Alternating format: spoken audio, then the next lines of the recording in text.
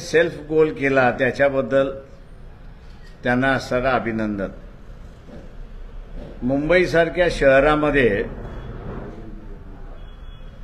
मनसे असेल काय किंवा शिवसेना असेल काय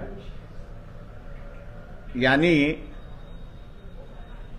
अगोदर आंदोलन उभं केलं होतं, लुंगी हटाव पुंगी बजाव असं आंदोलन केलं।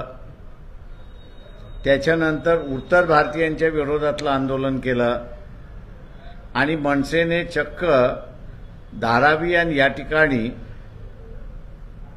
छठ पूजा जी असते त्या छठ पूजेलाच विरोध केला आणि अनेक बिहारमधल्या राहणाऱ्या लोकांना त्यांनी त्रास दिला, मारलाही, अशी परिस्थिती आहे।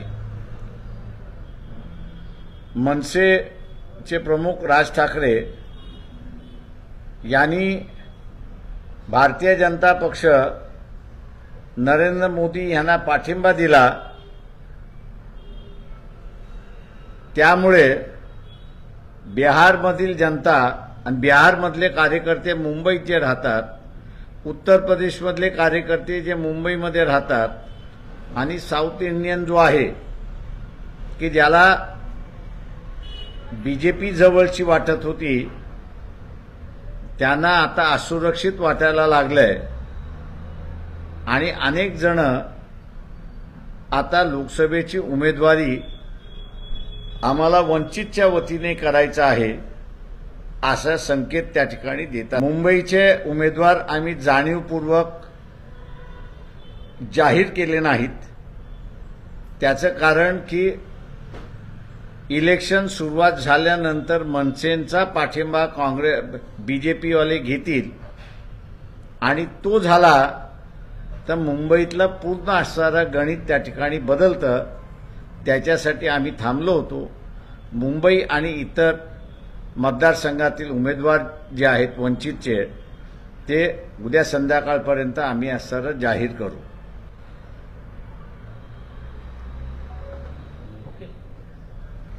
भाजपला मनसेचा फायदा होणार का?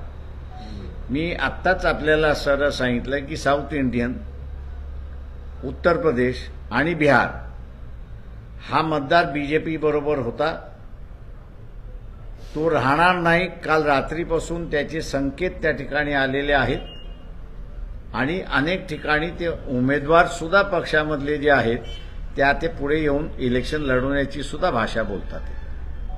सर, काँग्रेस भिवंडी आणि सांगलीची जागा मागत होती पण त्यांना ती मिळाली नाही। महाविकास आघाडीत कुठं त्यांचं काही धीर नसते राहिलं। काँग्रेसवाल्यांनी अगोदर काँग्रेसने ठरवलं पाहिजे की महाराष्ट्रामध्ये त्यांचं अस्तित्व त्यांना ठेवायचं आहे की नाही ठेवायचं आहे। सांगलीमध्ये शिवसेनेचं काहीच नव्हतं, पण शरद पवार आणि उद्धव ठाकरे यांनी मिळून ती जागा घेतली आणि आज सकाळीच माझ्याकडे विशाल पाटील हे येऊन गेले, चर्चाही त्यांनी असणारा केली आणि लवकरच काहीतरी ते निर्णय घेतील अशी मी अपेक्षा त्या ठिकाणी बाळगतोय। विशाल पाटीलला वंचितची उमेदवारी देणार? ते माझी चर्चा झाली आहे, मी सांगितलं निर्णय त्यांना घ्यायचा आहे। आम्हाला काय निर्णय घ्यायचा त्यांची जाहीर झाल्यानंतर आम्ही जाहीर करू। तुम्ही ऑफर दिली आहे का? आता तेच लढणार आहे तर ऑफर काय देणार? वंचितच्या निशाणीवर लढा। मी अजून कुठलाही आग्रह केलेला नाही आणि कुठलंही सजेशन त्यांना दिलेलं नाही। त्यांचं म्हणणं मी ऐकून घेतलं आणि त्यांना म्हणालो की फॉर्म भरल्यानंतर आपण ठरवू। माझ्या वडेट्टीवारांनी मध्यंतरी एक वक्तव्य केलं होतं की वंचितला अपेक्षित हुंडा मिळाला नाही म्हणून लग्न मोडलं। निवडणुकीच्या याच्यामध्ये सीटांचा समझोता होतो। आपण बघितलं की महाराष्ट्र आघाडीच्या कालपर्यंत असणारं वाटप झालं नव्हतं, तर त्याने अशा माणसांनी असणारं हुंड्याची चर्चाच करू नये असं माझं म्हणणं आहे।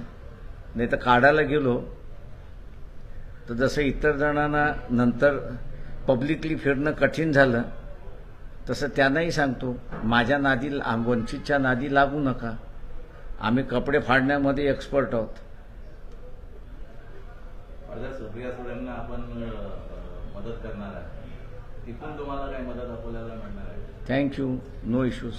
सर, केजरीवाल की कल कोर्ट ने जो है तो जो उन्होंने दाखिल किया था उसको फटकारा है, उसको नकारा है, क्या कहेंगे उसको लेकर? मैं इतना ही कहूंगा कि सर्कमस्टेंशियल एविडेंस पर कोर्ट जा रहा है, डायरेक्ट एविडेंस अभी तक आया नहीं है.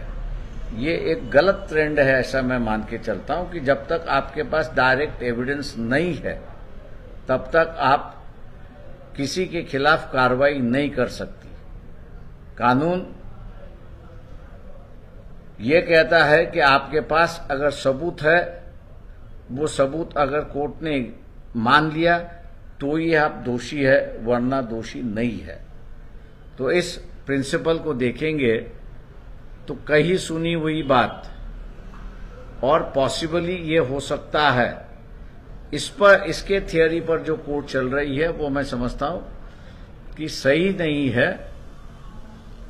और कोर्ट ने सीधे सीधे ईडी से पूछना चाहिए, आपके पास ठोस पुरावा हो तो ले आइए, सर्कमस्टेंशियल एविडेंस मत ले आइए. नवनीत राणा के जाति प्रमाण पत्रों को लेकर जो भी निर्णय हुआ है उसको लेकर कुछ बातें सामने आई हो, क्या है कि इतना जल्दबाजी में सब कुछ हुआ? देखिए, एक ऐसा कहूंगा कि कोर्ट ने ये इसका जवाब नहीं दिया है कि मुलुंड के मैजिस्ट्रियल कोर्ट में नवनीत राणा के खिलाफ फ्रॉड डॉक्यूमेंट करने का आरोप लगा हुआ है, वो केस चली हुई है.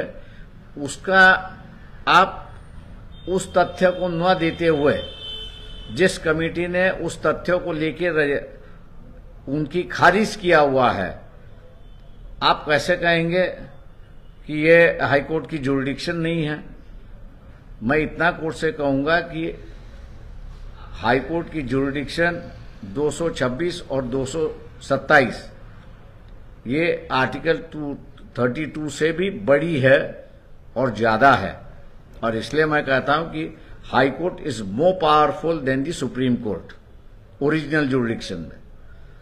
ये जजमेंट जो है मेरे ख्याल से कहीं चैलेंज होगा, लेकिन इलेक्शन के बाद चैलेंज होगा, क्योंकि ये जुरिडिक्शन कर्टेल करने की बात हुई है, ऐसा मैं मानता हूं वहां पर.